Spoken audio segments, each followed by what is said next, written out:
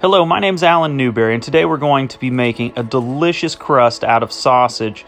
This is such a tasty recipe that even if you're not on some sort of low-carb diet, you probably would enjoy it if you like sausage.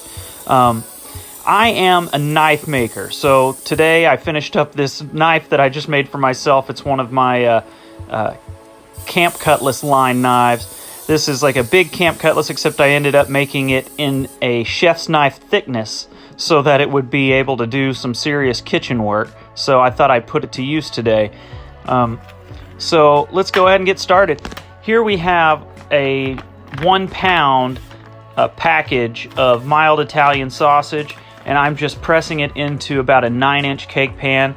I think this would probably do better in a 10 or 11-inch pan, but it wouldn't fit in my oven, and I don't have one. But at this thickness, you're kind of at about a hamburger's thickness, a hamburger patty thickness on all of your crusts, which stands up really well to just holding. I have my oven, in this case my heat treating oven, for making knives turned up to 500 degrees, which is about the max temperature of most people's home ovens. And so while that is cooking, I'm gonna chop up a few ingredients. Here we've got some onions. I've also got some delicious ham we had the other day, so I thought that cubed up would make for some tasty pizza. And I'm also gonna cut up a little bit of pepperoni. I like nice thick slices of pepperoni, so I'll be chopping on that. About the cooking of the crust, you basically want to cook that until the meat is done.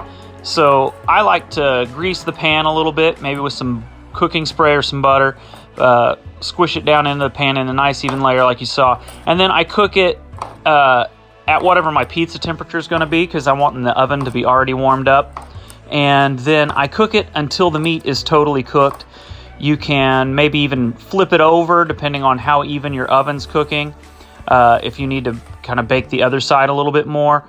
But you'll want to cook it until it's not pink in the middle. You can kind of cut a little slit in there and peek if you need to, or if you can just kind of tell by the way the meat feels and looks, then you don't have to necessarily cut it. And it's going to go back in the oven for a little bit when you do the toppings anyway. So first thing I do after I pull it out is I dab off the oil. Then after I've got one side dabbed off, I'll go ahead and flip it over. I'd probably do this on a cookie sheet in my home oven, but cookie sheet won't fit in my heat treating oven. So then put on your sauce of choice, and in this case it's like a low carb sauce, although usually I make my own sauce, which is very tasty, mostly just using San Marzano tomatoes and some herbs and spices, a little salt and pepper. The quality of your ingredients is going to really say how good your pizza is. Now the sausage, that's going to make a really great flavor. Some nice thick cut pepperoni. I've got ham that I thickly chopped a minute ago. I've got onions. I've also got jalapenos. Now I think one of the main ingredients of a pizza is the cheese. So I like to use a whole milk, low moisture mozzarella. So I think finding the whole milk is a vast improvement over the skim milk mozzarella, and low moisture helps to just not have it be, too wet. And also you want to have a healthy amount of cheese.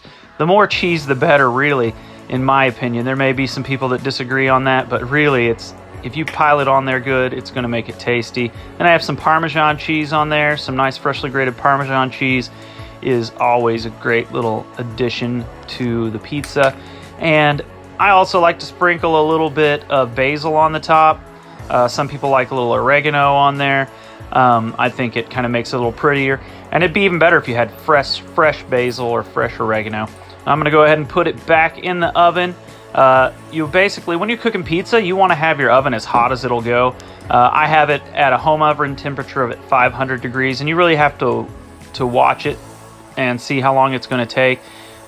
It could just be a few minutes. It might be like 5 minutes or something like that, but it could be less or more depending on what temperatures you can attain. Well, here it is.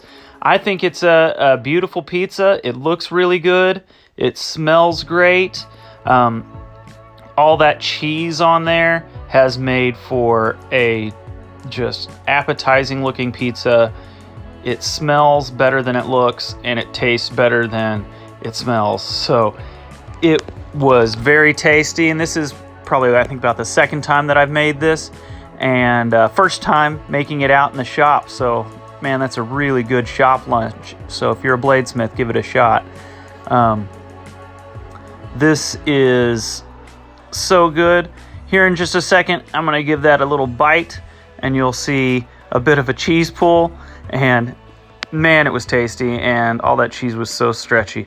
So if you really enjoyed this video, or if you're interested in knives, most of my videos are knife related, but go ahead and give this video a like, give it a subscribe my channel. It's really appreciated, and I hope that you guys enjoyed this, and thank you for watching.